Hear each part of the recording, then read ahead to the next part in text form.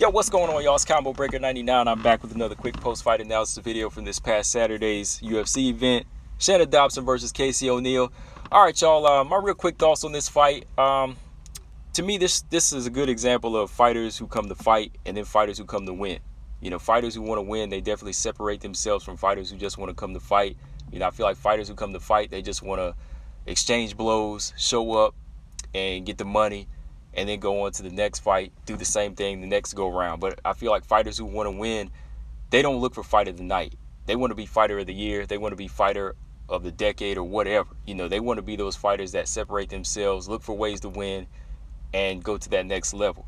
And I feel like Casey O'Neill, that's what she wanted to do. That's how she separated herself from Shana Dobson. Now, I know it wasn't like the greatest performance, but Casey O'Neill didn't really have to work that hard. She didn't really have to exceed or level up to that level to showcase something like that. You know, she just went in there, made a few adjustments, went in and smothered the attack of Shana Dobson, and really made her look limitless. I mean, really made her look limited, and she got the job done, and she did it by ground and pound in the second round. The referee just had to step in whenever he saw that Shana Dobson wasn't answering this ground and pound. So he was like, hey, she's not answering, that's it. And it was almost reminiscent like to the fight, the tough fight between Shana Dobson and Roxanne Modafferi, where Roxanne Modafferi just got her to the ground, got her to the full mount, just let her hands go, and Shana Dobson was just completely helpless. You know, it was almost that similar situation, which I'll talk about again at the end of the video. But real quick, just going back and look at the first round. Both fighters, they just started exchanging blows in the opening minute. Dobson landed some good right hands. She cracked O'Neill, but O'Neill landed her own. And O'Neill, she didn't want to play tit for tat, so she went in, punched her way in, got into a clinch, kept the pressure on Dobson.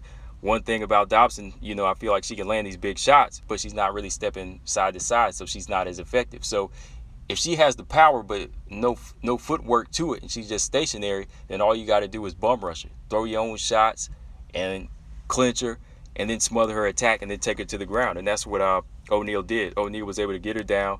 Dobson, have to give credit, she did pop back up, but as soon as she got taken down again, she looked lost.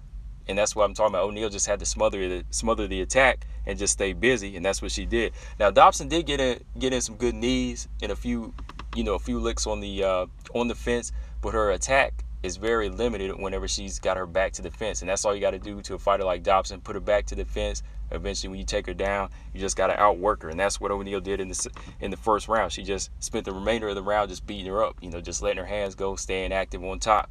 The second round, Dobson, she started again with some good strikes, but no lateral movement, trying to trade. You know, she's thinking that she's going to trade with her. O'Neill, she's stepping straight in, but that's the thing. O'Neill wants to get into that clinch, but she's taking some big right hands herself. You know, she's taking a couple of good right hands, but luckily she has a chin, and she gets in.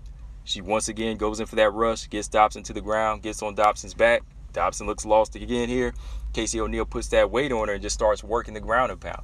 She works that ground and pound for like 2 minutes, but it's not really like effective ground and pound. But if a fighter's not answering, then you know a referee is going to have to look closely and say, I'm going to have to stop this fight eventually. And that's what happened here. Dobson was just squirming. She tried to get away. She landed on her side. She gave up her back. She kept pulling back and forth. She couldn't get anything done. So the referee, he's looking close. Casey O'Neill just lets off these shots. He's flicking a whole bunch of shots at her. Then boom, he has to step in and stop. Like I said, it was very similar to the tough fight between Roxanne Modafferi and Shana Dobson.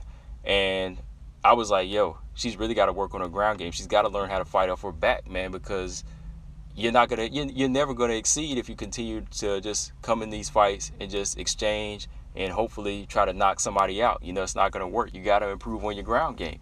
But yeah, man, like I said, it wasn't really like the best performance or, you know, like an explosive debut by Casey O'Neill. You know, I know she got the job done, but to me, you know, like I said, she just went in there, made the adjustments, simple adjustments, and she just wanted to get the win. But I think she could have looked more impressive. I will say that. I think she could have looked more impressive. You know, like fighters like Wmma that came over, Miranda Maverick, you know, they went in there, showcased some great talent, and really made their fights look lopsided. You know, Wmma, she went in there and blasted Victoria Leonardo out.